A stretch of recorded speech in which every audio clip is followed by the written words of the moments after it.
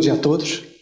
Para mim é uma honra, um prazer estar aqui falando para uma plateia tão selecionada, plateia VIP, nesse lugar que nos ajuda.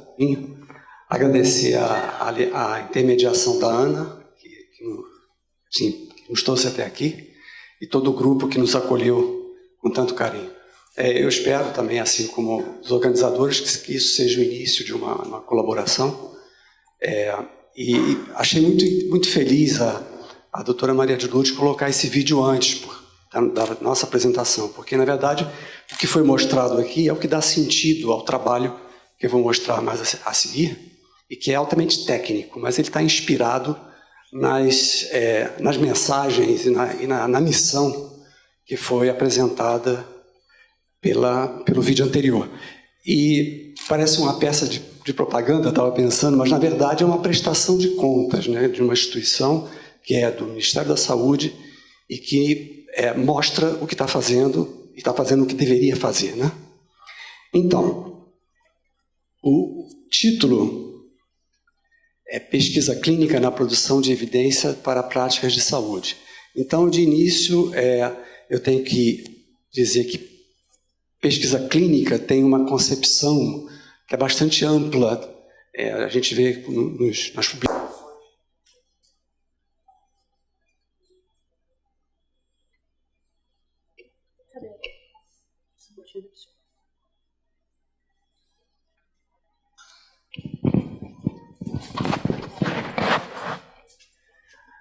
Então, os autores se referem à pesquisa clínica de uma forma muito, vamos dizer, flexível, para não dizer frouxa, né?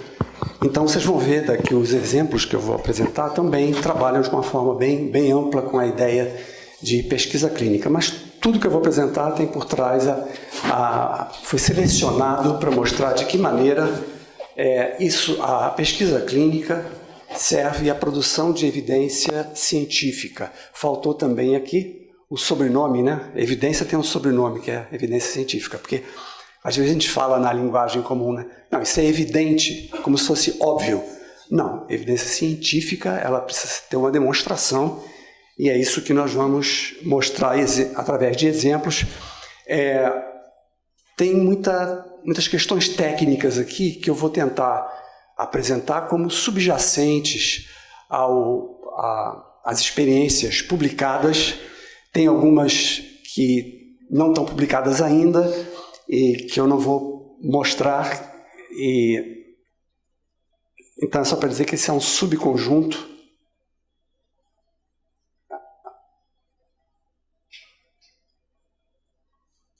Então, eu gosto desse slide porque, primeiro, pergunta onde é que está a evidência, né? Então, eu sou de uma geração em que bastava a tradição, os relatos. Primeiro, eu tenho que pedir desculpa porque vários dos slides estão em inglês. Eu não tive tempo de traduzir todos e, às vezes, a tradução, eu não sou especialista, então a tradução poderia parecer pior. Então, eu vou deixar para vocês me ajudarem a traduzir. Então, aqui, por exemplo, tradição, anedota no sentido de relato, e o raciocínio teórico. Ele foi, durante muito tempo, suficiente para fundamentar as decisões clínicas e de saúde pública. Mas, em décadas recentes, eu vejo aqui muitas caras muito jovens, já trabalham, já têm trabalhado e aprendido sob o signo da evidência, da medicina baseada em evidência. Na verdade, hoje a gente tem expandido, não é só medicina, mas práticas em saúde baseadas em evidência. E a evidência, e é o que nós vamos discutir e apresentar aqui, de onde vem essa evidência, né? E também lembrar que as decisões de saúde pública, a gente entende que, sendo baseadas em evidência científica, a gente não tem a ilusão de que elas bastam por si só. Quer dizer, que a evidência científica seja convincente, baste por si só. Então, a gente tem a noção clara de que existem outros fatores influenciando as decisões para além da evidência científica, o que é natural em qualquer parte do mundo, né? E eu trago um exemplo aqui que dá concretude e já é uma aplicação, e eu vou tentar trabalhar muito com aplicações e implicações dessas evidências científicas, que é a utilização disso. Para que serve isso? De onde vem e para onde vai isso, né? Então, tem aqui um documento do Ministério da Saúde, que é para enfrentar doenças crônicas não transmissíveis, e nesse documento, eu botei entre aspas, que foi transcrito desse documento, está claramente indicada a base em evidência para prevenção e controle das doenças crônicas transmissíveis e seus fatores de risco para fortalecer serviços de saúde. Então, a ideia é de que, se a gente tem ações de saúde que tenham base em evidência, a gente tem maior efetividade.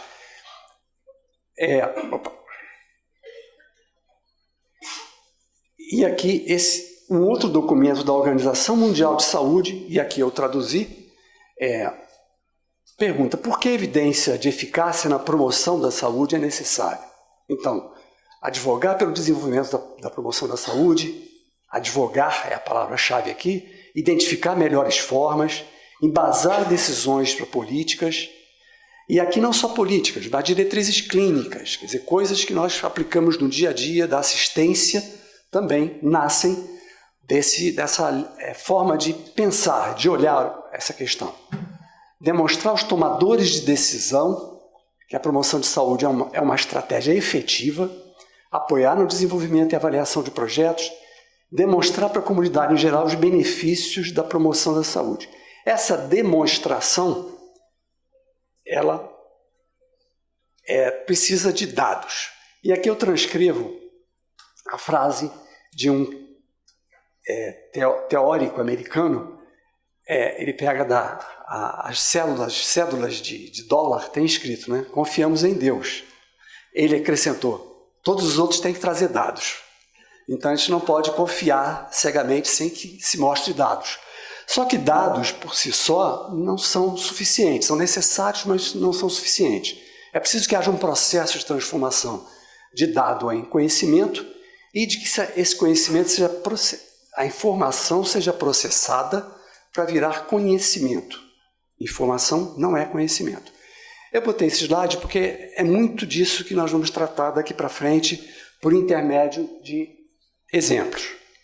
E muitos dos exemplos vão servir a essa ideia básica, né, que é uma demonstração de causalidade. Quer dizer, eu preciso ter elementos empíricos e ter uma base teórica para dizer que uma ação de saúde qualquer, posso generalizar isso, ela está, de fato, causando uma alteração de um desfecho.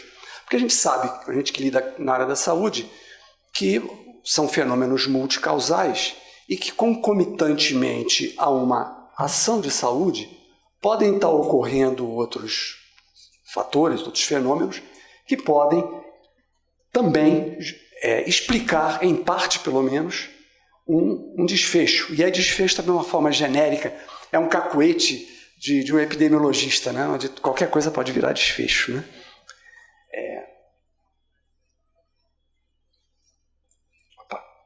E aí E aqui um exemplo disso, né? Nós temos um fator de risco, que hoje já não se discute mais, fumo e câncer de pulmão. E aí um outro fator de risco postulado pode pegar carona, porque tem uma associação estatística, mas que é uma associação espúria, porque na verdade tem uma associação indireta. Consumo de café e câncer de pulmão não tem uma associação reconhecida, né? Porque na verdade é uma associação indireta por intermédio do fumo. Isso é um exemplo de muitos que a gente tem, a literatura está farta. Esse é bem conhecido, alguns não são tão bem conhecidos e às vezes nos colocam armadilhas metodológicas. Às vezes são diferenças mais sutis. Nós vamos ver alguns exemplos aqui. Para onde eu tenho que apontar isso? Eu não aprendi. Aqui. Então a gente se vale de um modelo que é a história natural da doença. Eu suponho que isso, eu não sei o quanto que isso é discutido na área mais clínica. Quem aqui já ouviu falar ou já leu História Natural da Doença, essa expressão? Tá, obrigado. Então tem uma ideia boa. Então essa ideia de um modelo, todos os modelos são simplificações, algumas são mais convenientes, adequadas, Mas quando a gente simplifica, a gente sempre corre o risco de estar se deixando alguma coisa de fora. De qualquer maneira, é um esquema que ajuda a gente a organizar o pensamento, colocar os elementos do pensar um problema e pensar a intervenção. Porque, reparem, esse modelo feito em 65 estava pensando em prevenção.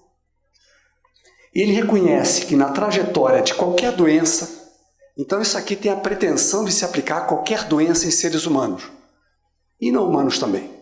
E reparem, aqui tem uma linha de tempo e aqui eu tenho condições que podem propiciar o surgimento de uma doença.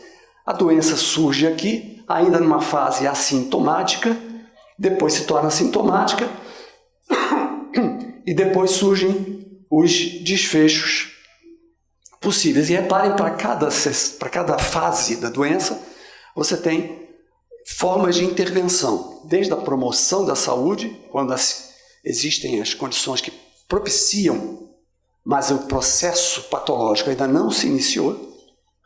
Ele se inicia, e aqui a gente tem a prevenção secundária, que é o rastreamento, a detecção precoce de doenças que nós usamos hoje intensivamente, e depois prevenção terciária. Então esse é o olhar da prevenção.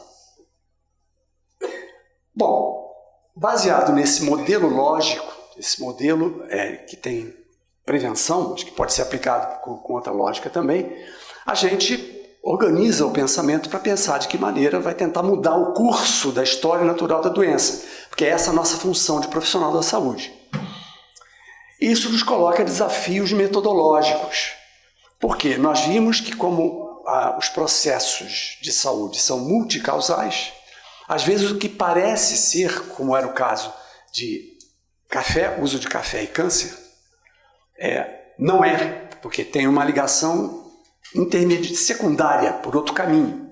Então, nosso desafio metodológico é distinguir nas relações aparentes entre eventos, as associações são espúrias, falsas, né? E aquelas que indicam verdadeiras relações de determinação, porque é nessas que a gente quer intervir. E isso, às vezes, nos impõe um trabalho mais refinado, mais fino. Nós vamos ver alguns exemplos aqui. Então, eu trouxe aqui uma publicação muito recente para mostrar. Reparem só, essa foi uma revisão de estudos randomizados que mostrou 396 casos de reversão médica. O que esses autores quiseram dizer eram condutas, procedimentos médicos já utilizados na rotina e que foram revertidos depois que foram submetidos ao escrutínio de um método científico. Ou seja, eles eram usados ainda como uma evidência preliminar, precária ou nenhuma evidência, simplesmente porque fazia sentido do ponto de vista teórico, né? E aqui isso foi feito com revistas prestigiosas na área médica, e prioritariamente com doenças cardiovasculares e com medicamentos. Eu esqueci de monitorar o meu tempo. Alguém me ajuda? Bom, tem um limite para a paciência de vocês aqui para a minha falação. Eu me entusiasmo e posso falar aqui muito tempo, mas vocês têm um limite, né? Então, aqui um outro exemplo. Esse aqui é já muito bem conhecido, é um território já bem pisado, né? Terapia de reposição hormonal e desfechos em saúde. Então, durante muito tempo, nessa década aqui, a terapia de reposição hormonal era a medicação mais frequentemente prescrita. Isso é naquele país, talvez em outros países também. Estamos falando dos Estados Unidos. Até que alguém achou que podia não ser bem o caso. E aí se fez um estudo amplo, caríssimo, longo, trabalhoso, que teve esse título, né? Ficou conhecido com esse título, Iniciativa de Saúde Feminina, Mulheres Menopausadas, usando terapia comparada com placebo. E aí os autores concluíram que a terapia não era apropriada ou recomendada para a prevenção de doenças crônicas nas mulheres menopausadas. Então, com um estudo muito meticuloso, muito bem escrutinizado também, transparente, se demonstrou que uma prática que já estava cristalizada, a prática médica, não tinha uma base científica, né? E hoje ela já não é mais recomendada. Bom, então eu tenho mostrado muitos exemplos até agora de ensaios clínicos randomizados. Então, porque existe, e isso aqui é uma das agências, né? Essa força-tarefa de prevenção de saúde canadense, mas a americana usa o mesmo critério, a mesma forma de classificar, e classificar de uma maneira que hierarquiza, no sentido de que existem níveis de evidência mais robustos e níveis de evidência menos robustos. E é muito fácil a gente entender essa hierarquia quando a gente olha os extremos. Reparem que eu tenho aqui revisão sistemática de ensaios clínicos randomizados e no outro extremo eu tenho opinião do especialista sem uma avaliação crítica explícita. Sou familiar isso aqui? Somos nós, os especialistas, que muitas vezes temos que tomar decisões na clínica porque a evidência clínica às vezes não está disponível, a evidência científica pode não estar disponível. E também porque nós valorizamos uma experiência acumulada com a clínica que nos ajuda a integrar uma evidência científica com o uso. A evidência científica raramente vai dar conta de cada detalhe de cada paciente, né? Cada indivíduo. Então, a gente é obrigado a usar isso aqui, mesmo sabendo que ela tem limitações, né? Assim, ou baseado na dedução lógica. A dedução lógica é o que a gente usa também quando a gente estuda fisiologia, anatomia, histologia, e a gente entende que uma determinada decisão faz sentido à luz da teoria, do que a gente conhece do corpo humano. Então, quando a evidência científica não está disponível, ou às vezes a gente não conhece essa evidência científica, a gente pode tomar decisões com essa base. Durante muito tempo, isso aqui era o predominante. Hoje existe uma exigência maior, inclusive do público, que é o nosso objeto, né, que são os pacientes, de trazer a prática mais para esse nível de evidência mais robusta. E no intermédio, a gente tem outras formas de abordagem, a gente chama tecnicamente desenhos de estudos, né? Que a gente vai apresentar alguns aqui.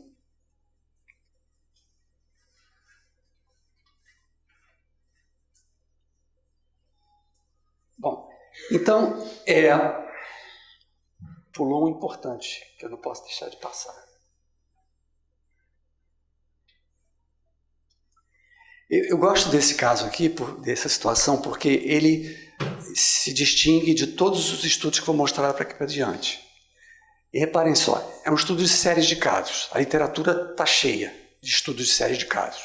Porque às vezes é o primeiro relato que aparece na literatura de um problema de saúde, de uma intervenção em saúde. É legítimo, é necessário uma comunicação na literatura médica, científica, de séries de casos.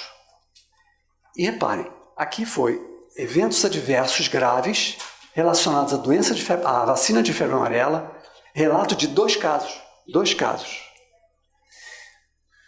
E baseado nesses dois casos, com uma investigação clínica, laboratorial, epidemiológica detalhada, meticulosa, com o melhor da tecnologia existente à época, inclusive tecnologias moleculares, para identificar que era um vírus vacinal e não um vírus selvagem, já que o quadro clínico era muito semelhante, se foi capaz de demonstrar de uma forma convincente para a comunidade científica de que esses dois casos, de fato, se tratavam de eventos adversos relacionados à vacina. Eram eventos nunca antes relatados.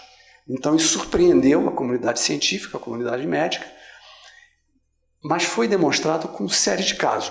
Esse não é um exemplo incomum, onde a gente fica satisfeito, ou pelo menos inicialmente satisfeito, com séries de casos.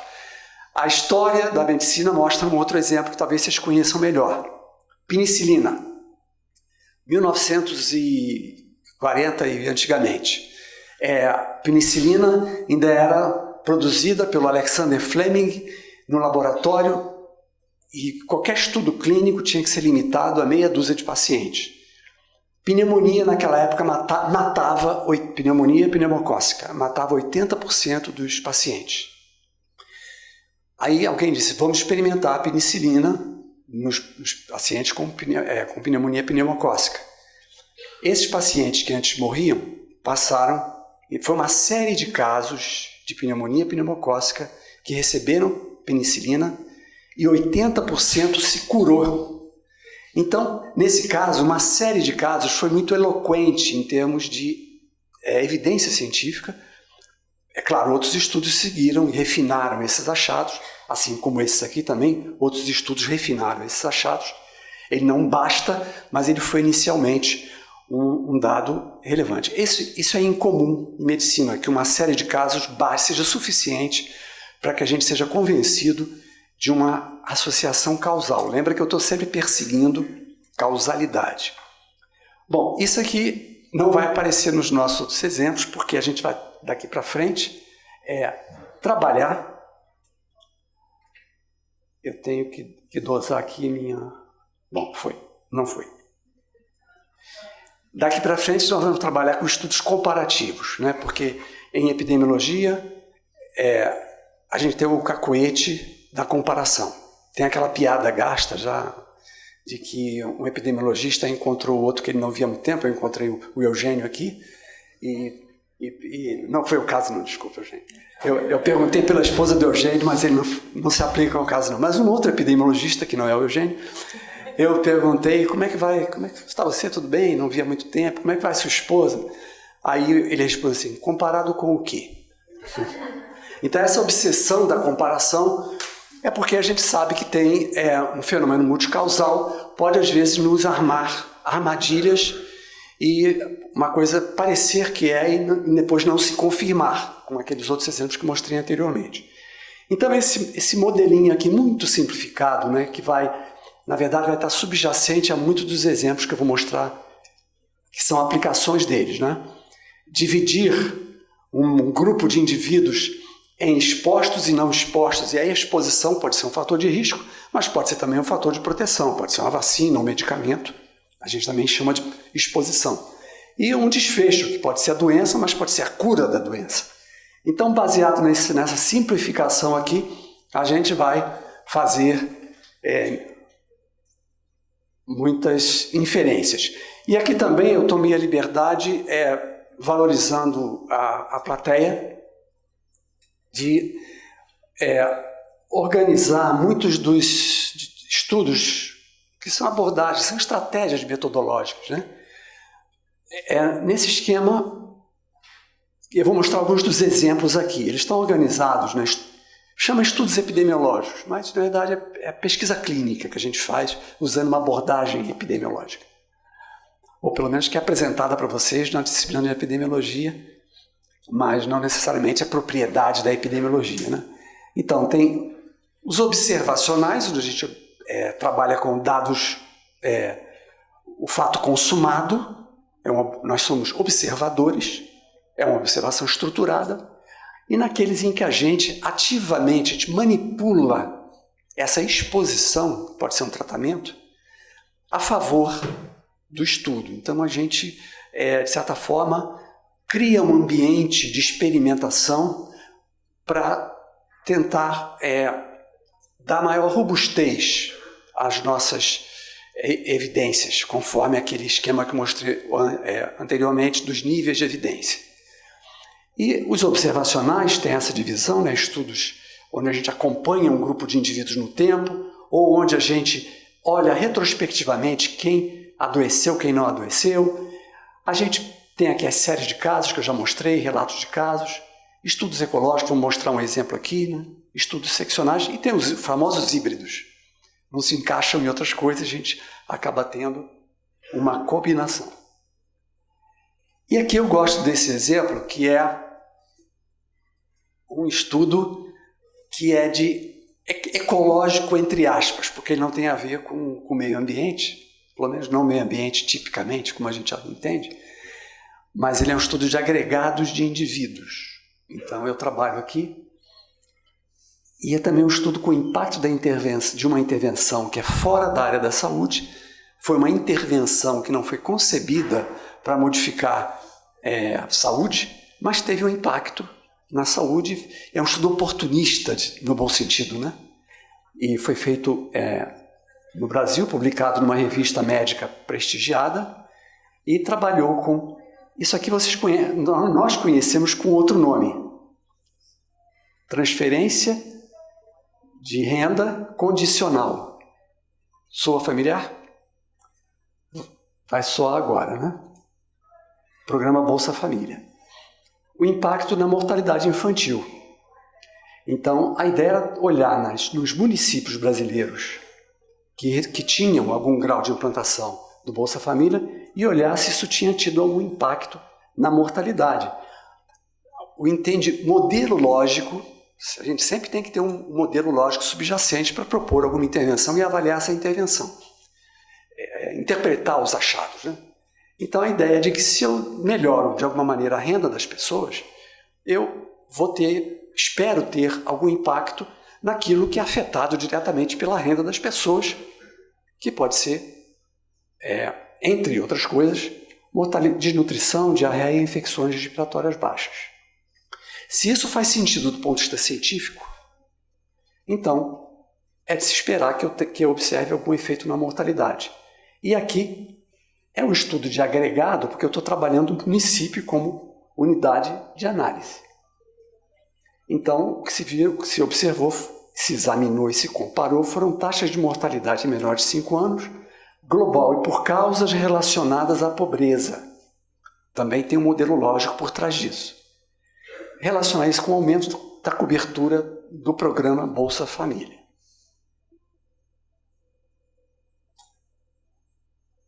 Então, os resultados. De fato, se observou que a baixa cobertura, os municípios com baixa cobertura, a redução de risco foi de 6% em municípios. Em cobertura intermediária foi 12% e cobertura alta 17%. E cobertura consolidada é porque já tinha algum tempo com essa cobertura mantida. E em relação à desnutrição e diarreia também houve um impacto substancial.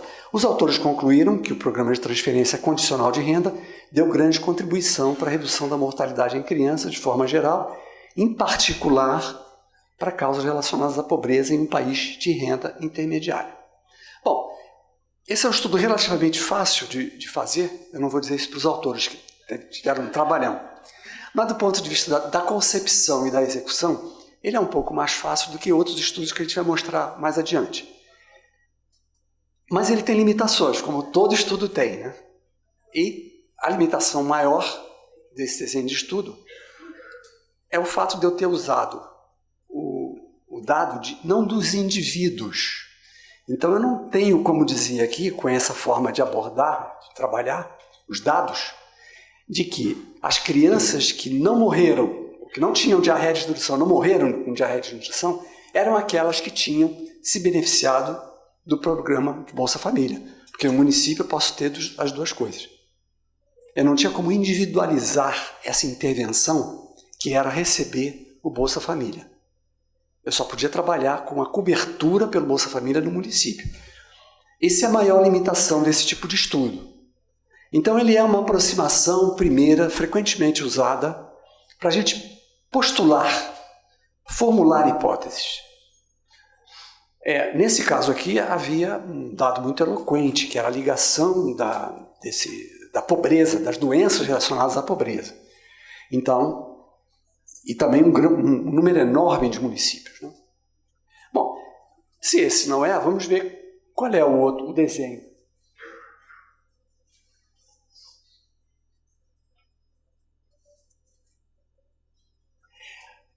Vamos olhar um outro tipo de desenho de estudo que pode nos dar dar um passo à frente em termos da robustez dessa evidência científica. Aí, por robustez, eu quero dizer assim, o quanto que minhas conclusões resistem ao desafio metodológico de dizer isso que você observou. Por exemplo, no caso do estudo anterior, um crítico, e aí me permitam uma brincadeira, uma piada, No desenho anterior, um crítico de um partido de oposição da época podia dizer assim, não foi o Bolsa Família, isso aí pode ter sido quem recebia, no município que tinha recebido Bolsa Família, os indivíduos que morriam menos de desnutrição também eram aqueles que tinham algum outro tipo de benefício que o projeto não mostrou. Então essa é uma vulnerabilidade do desenho do estudo. Todo desenho de estudo vai ter alguma vulnerabilidade. No caso anterior, era pelo fato de estar lidando com o grupo de indivíduos e não o indivíduo tendo o fator de risco e o benefício e a modificação de um estado de saúde. Aqui a gente já consegue individualizar. Nesse tipo de desenho de estudo, que num primeiro momento ele não tem grupos de comparação. Aí eu violei aqui eu tinha jurado que eu ia ser um comparador obsessivo, né? Mas só que não, a priori não tem, mas eu não vou resistir depois e a gente acaba fazendo comparações. É o cacoete do epidemiologista. Então foi um estudo feito pelo grupo colaborativo que nós temos liderado lá na Fiocruz, mas que envolve várias outras instituições, multi-institucional. E nesse caso aqui o objetivo era avaliar o estado imune para a febre amarela em adultos com antecedente de uma dose da vacina há pelo menos um ano, comparados a indivíduos que depois de 30 dias ou mais de vacinação, e indivíduos não vacinados. Então, repetindo, indivíduos vacinados há um ano ou mais e indivíduos não vacinados, só com uma dose. É um estudo seccional, significa que é como se fosse uma fotografia que eu tiro num tempo, eu não acompanho no tempo. Eu faço só uma ida a campo e pego aqueles indivíduos só naquele momento no tempo. E pergunto a eles, eu documentei esses antecedentes de vacinação com um cartão de vacina. E eu tive o cuidado de olhar aqueles indivíduos que não estavam na área de risco, porque eu não queria confundir esse estado, esse título de anticorpos neutralizante com um booster natural. Ou seja, se o indivíduo estava numa área onde existe a transmissão ativa da doença, ele poderia ter sido picado pelo inseto, não adoeceu porque estava vacinado, mas fez um reforço, entre aspas, natural pela infecção natural. Então a gente eu estou enfatizando isso porque todo estudo tem sua fragilidade, sua vulnerabilidade. Então isso aqui está publicado e tem que ser transparente, para dizer para quem lê, quem consome, quem depois vai tomar decisões em cima disso aqui, está entendendo bem quais são os limites e as possibilidades dessas evidências. Então, reparem, resultado desse estudo, tempo de vacinação. Cada subgrupo aqui é uma coorte. Isso aqui não foram indivíduos seguidos no tempo. Então esse aqui é um estudo seccional, transversal, porque cada subgrupo de indivíduos aqui foi visto uma vez só, não houve um acompanhamento no tempo. E reparem, mas ele me deu uma informação valiosíssima, que ao longo do tempo, a proporção de soropositivos para a febre amarela, nesses indivíduos que receberam somente uma dose, foi caindo com o tempo. E o título médio geométrico, ou seja, a intensidade da resposta imune, coerentemente também caiu com o tempo. Muito bem, esses dados são eloquentes. Mas, como eu disse antes, pelo fato de eu não ter acompanhado no tempo, alguém pode dizer assim, o advogado do diabo, que somos todos nós, né? E a gente tem que exercitar mesmo esse advogado do diabo. Porque se os autores desse estudo não escreveram quais eram as limitações desse estudo, aí entra o advogado do diabo para dizer esse estudo tem limitações que o autor não apontou. Nesse caso, nós somos macacos velhos que somos, a gente já sabia dessa limitação quando planejou o estudo, inclusive. Mas ele foi feito mesmo assim, porque do ponto de vista metodológico, ele era conveniente e ele trazia evidências que eram úteis, apesar dessas limitações, com as quais a gente buscou lidar de outras formas. Porque a gente reconhece a priori limitações de um desenho de estudo, a gente já organiza, estrutura as observações para lidar com essas observações. Isso é legítimo, né? Então, esse grupo aqui, examinado 10, 11 anos depois de vacinação, muita coisa pode ter se passado desde que eles foram vacinados há 11 anos atrás até agora. Então, esse aqui, na verdade, é o grupo de sobreviventes, ou o grupo que eu consegui alcançar. Ele não é o grupo original que recebeu a vacina 10, 11 anos atrás. As implicações disso para esses resultados, a gente pode discutir, defender, advogar, e nós fizemos isso no artigo, dizer em que medida isso pode ter explicado, em parte, esses achados. Faz parte de apresentação dos resultados. Mas é uma limitação intrínseca ao desenho do estudo. Então, a gente tem que, quando pensa formas de produzir evidências, a gente sempre busca, vamos lá, estou buscando aqui. A gente sempre busca a forma mais robusta. E uma forma considerada, em tese, mais robusta, intrinsecamente, é quando a gente consegue acompanhar indivíduos no tempo. Porque desse acompanhamento a gente consegue controlar melhor o que acontece com esses indivíduos com o passar do tempo. E aqui tem um outro estudo, eu estou mostrando, o estudo anterior e esse tem uma coisa em comum. Eles foram estudos inspirados, a pergunta de pesquisa foi inspirada num problema de saúde pública real, do Programa Nacional de Imunizações. Isso para nós é muito valioso, porque quando a gente junta academia com serviços de saúde, para nós é o mais gratificante que pode ter. Mesmo que você não esteja produzindo um conhecimento novo, revolucionário, a gente está trazendo como produto um conhecimento que tem uma aplicação importante, relevante para fins de saúde pública. Vai afetar a vida de muitos seres humanos, não só no Brasil e fora do Brasil também, né? Então, reparem aqui, a pergunta da pesquisa surgiu quando foi implantado no Brasil a vacina quádrupla bacteriana, tetrabacteriana, que juntava difteria, tétano e pertussis, que já vinha sendo aplicada pelo programa, com a vacina de hemófilos influenza tipo B, juntando na mesma aplicação. Uma vacina diluía a outra. Uma é liofilizada e a outra é líquida. Então, na época, a doutora Maria de Lourdes Souza Maia era coordenadora do programa de imunizações. O programa lançou esse desafio para os pesquisadores, né? O doutor Reinaldo Martins liderou esse estudo, que não foi trivial. E eu vou mostrar para vocês porque não foi um desafio tremendo do ponto de vista logístico, organizar um estudo de coorte. Reparem que isso é um grupo de indivíduos acompanhado no tempo. Não é um grupo pequeno, olha esse número aqui. 20.925 indivíduos.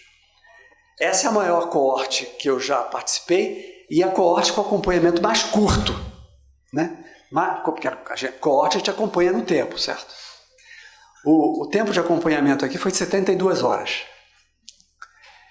Porque esse evento hipotônico hiporresponsivo, ele é tipicamente um evento cuja causa o mecanismo fisiopatológico nós não conhecemos bem, mas conhecemos bem os efeitos e os impactos que tem para as mães. Muitas de vocês aqui já devem ter dado vacina, talvez tenham sabido desse evento hipotônico corresponsivo que leva ao pronto-socorro. Ele não deixa sequelas, não tem maiores implicações, mas ele é dramático. Então, ele é raro, felizmente, mas quando acontece pode afetar a credibilidade e a adesão aos programas de imunização. Então o PNI estava muito interessado em saber se os rumores de que essa vacina tetrabacteriana poderia estar causando um aumento na frequência de eventos hipotônicos e hiporresponsivos, se isso era real ou era um efeito da vigilância passiva, ou seja, era um efeito da captação espontânea dos eventos por um sistema que não seguia cada vacinado. Então, esse estudo foi capaz de mostrar para cada uma das doses que aí separou, né, por eventos confirmados, suspeitos, qual era a frequência. Aqui está em números absolutos, mas no slide seguinte mostrar. Como vocês viram, é um evento raro, e o que nos deu segurança, pelo fato de ser um estudo de coorte, é que nós chamamos, inclusive, de vigilância ativa, porque cada indivíduo vacinado foi depois perguntado às mães, né, os responsáveis, sobre a ocorrência de desses eventos adversos. Esses e outros eventos graves. Então, resultados. As taxas de evento hipotónico responsivo foram de 1 para cada 1.744 doses confirmadas e um pouco mais para casos suspeitos. E uma taxa de convulsões também observada de 1 para 5.000 doses. Esses resultados, veja bem, era uma coorte não comparada. Então aqui a minha obsessão por comparação teve que se valer de estudos anteriores. Nós chamamos de controles externos, né? Então os resultados eram comparáveis aos encontrados na literatura e a gente pôde concluir e informar o PNI que a vacina que estava sendo dada, ela era suficientemente segura, ou tão segura quanto as anteriores, para ser usada de acordo com as precauções, né, e contraindicações pelo programa. Então isso foi fundamental para o programa, com segurança, responder aos rumores e dizer: não temos nada de diferente com essa vacina, podemos seguir usando.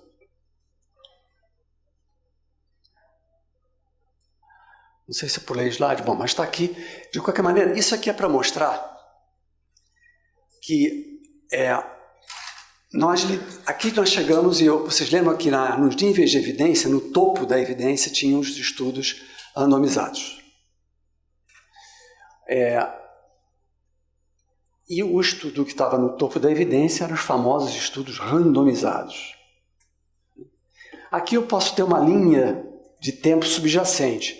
Eu tenho uma população com a condição de interesse. Condição de interesse tem uma forma bem genérica, onde eu posso ter indivíduos suscetíveis que eu vacino, indivíduos doentes que eu quero intervir com um tratamento, o que for. O fato é que eu postulo que uma intervenção ela é eficaz. Aí tem uma tal de randomização aqui. Quando nós trabalhamos formulando um termo de consentimento livre e esclarecido, que é uma imposição dos estudos clínicos, da pesquisa clínica de um modo geral, mas que é particularmente importante nos estudos experimentais, com delineamento experimental, porque eu estou trabalhando com seres humanos, né? Então isso aqui é sempre uma imposição. Aí nós temos que dizer que é um estudo randomizado. Nós não usamos essa palavra randomizado. Qual é a palavra que a gente usa para o público em geral para explicar que é randomização ou randomizado?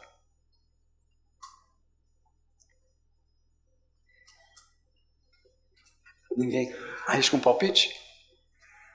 Vocês sabem. Sorteio faz sentido? É um sorteio, não?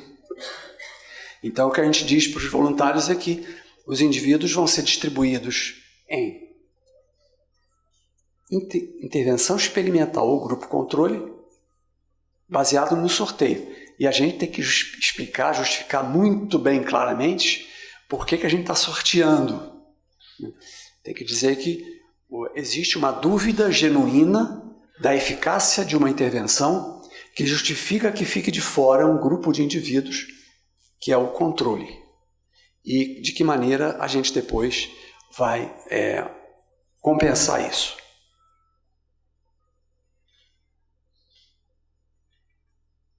Bom, acho que é isso aqui. E aqui tem um outro exemplo de um estudo feito também pelo grupo colaborativo, que é com a vacina de febre amarela, de novo, E só que aqui a gente tem dois tipos de vacina de febre amarela em crianças lactentes, da maior parte deles, onde a gente estava comparando vários desfechos. Um deles era a proporção de indivíduos que ficavam soropositivos, quer dizer, crianças que tinham anticorpos depois da vacinação. E o estudo mostrou que isso era comparável com esses dois tipos de vacina. Essa é a vacina brasileira, aplicada na rede pública de vacinação do Brasil e exportada para outros países. Isso aqui é uma outra cepa do vírus vacinal da OMS, porque havia a hipótese de que as crianças lactentes tinham uma resposta de soropositividade um pouco menor do que os adultos, talvez explicado pela cepa. O nosso estudo mostrou que não era a cepa. E o que é que nos permitiu ter tanta confiança? Alguém podia dizer assim, o grupo que recebeu essa vacina podia ser diferente do grupo que recebeu essa vacina, e isso aqui podia ser explicado em parte por outras características desses grupos. Estou pulando aqui, me desculpem. É falha do operador aqui. Sim, então isso aqui é para dizer que o que nos deu segurança para dizer que aquelas diferenças, ou ausência das diferenças entre os dois grupos de comparação, não era explicado por outros fatores que não aquele que eu estava isolando, que é o meu fator de interesse, que era a vacina, era o fato de que os dois grupos de comparação, eles eram muito semelhantes em relação a várias características, sexo, idade, peso ao nascer, peso, enfim, características de interesse, e isso é muito importante, porque é isso que torna esse tipo de estudo o chamado padrão ouro. É uma palavra forte, né? Mas às vezes tem sido chamado assim na literatura. Os estudos randomizados, controlados, duplo sexo, são chamados de padrão ouro, porque eles dão uma evidência que é mais robusta que a gente é capaz de dar. Por quê? Quando eu randomizo, quando eu sorteio, eu tenho, do ponto de vista probabilístico, eu maximizo a probabilidade de que os indivíduos nos grupos de comparação sejam muito semelhantes em relação a qualquer das características, conhecidas ou não, medidas ou não. Isso me deixa muito confortável, porque, é claro, eu poderia ter controlado por métodos estatísticos outros fatores de ajustes, né? Análise multivariada, tem várias técnicas estatísticas para controlar, mas nenhuma é tão eficiente e tão robusta do ponto de vista metodológico como a randomização. Por isso que esses estudos são considerados padrão ouro.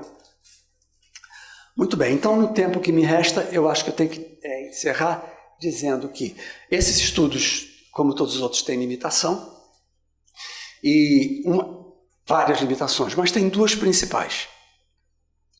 Uma delas é que, é claro, eu estou trabalhando sempre com voluntários. Voluntários, necessariamente, são um subgrupo de indivíduos que aderem ao estudo e, portanto, eles são, a gente sabe, tem evidências empíricas de que os voluntários não são idênticos, não têm características idênticas aos indivíduos que não são voluntários, que recusam a participação ou que não são elegíveis, porque quando a gente seleciona, a gente quer proteger os indivíduos de eventos adversos que a gente não conheça ainda, né?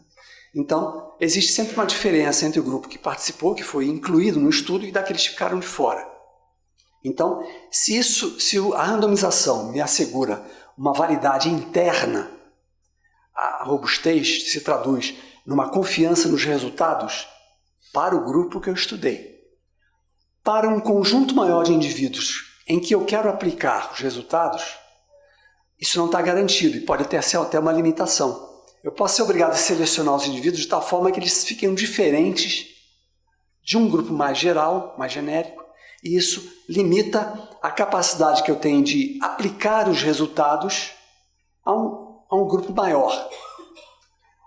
Muito bem, essa é a maior limitação dos estudos. É claro que tem a possibilidade de realizar o estudo, ele pode ser eticamente inviável. Então, se eu tenho fatores de risco, ou se eu tenho, às vezes, a gente brinca, os estudos randomizados para demonstrar a efetividade do rastreamento para câncer de mama são inúmeros, em vários países. Está muito bem documentada a efetividade do rastreamento de câncer de mama. Para o câncer de colo uterino, isso nunca foi possível com estudos randomizados. Porque eles ficaram, muito antes de que fosse exigido, cobrado essa evidência por estudos randomizados, o Papa Nicolau ele ficou incorporado e faz parte já dos programas de saúde pública. Então hoje você não pode pensar que pode deixar um grupo sem receber o Papa Nicolau como controle, que foi possível no rastreamento do câncer de mama, na mamografia, mas não foi possível no rastreamento do câncer de colo uterino. Então as evidências de efetividade do câncer de colo uterino tiveram que se basear somente em estudos observacionais. E por fim, a gente tem que dizer que a gente precisa sintetizar a evidência, porque vários estudos vão se realizando em várias partes do mundo, pegando populações diversas, as evidências vão se acumulando, as evidências podem ser conflitantes, ou podem não ser significativas do ponto de vista estatístico. Enfim, chega um momento que é preciso olhar para o conjunto de evidência e ver para onde está apontando.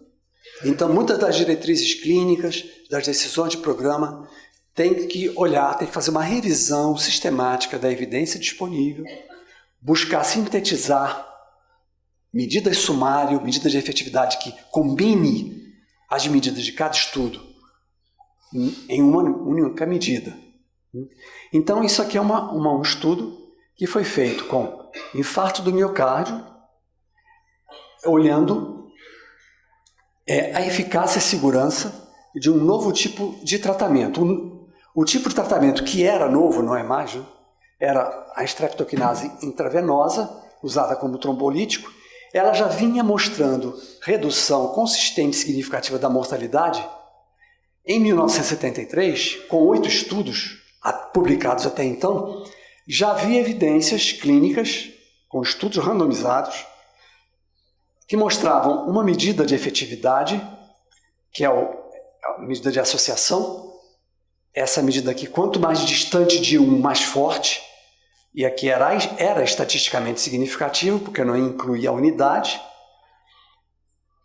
Veja, isso é a mortalidade. Então, o que pode parecer 26% de efetividade, 26% numa vacina seria muito fraco. Mas na mortalidade, por infarto do miocárdio, era muito, muito forte, né? Então, depois de 1973, foram realizados ainda 25 ensaios clínicos randomizados, envolvendo esse total de mais de 34 mil pacientes, que não alteraram substancialmente as medidas de efeito. Ou seja, quando se sintetizou em 1973, e aqui está o gráfico. Reparem, esse gráfico aqui ele mostra, em cada linha, isso aqui cada traço é um estudo, ordenado por ano de realização do estudo. Isso aqui, essa bolinha, é essa medida de efetividade, usando o tal do odds ratio, que a gente pode traduzir, pegando 1 menos o odds ratio, é a efetividade que a gente pode traduzir percentualmente. Todo mundo entende percentual.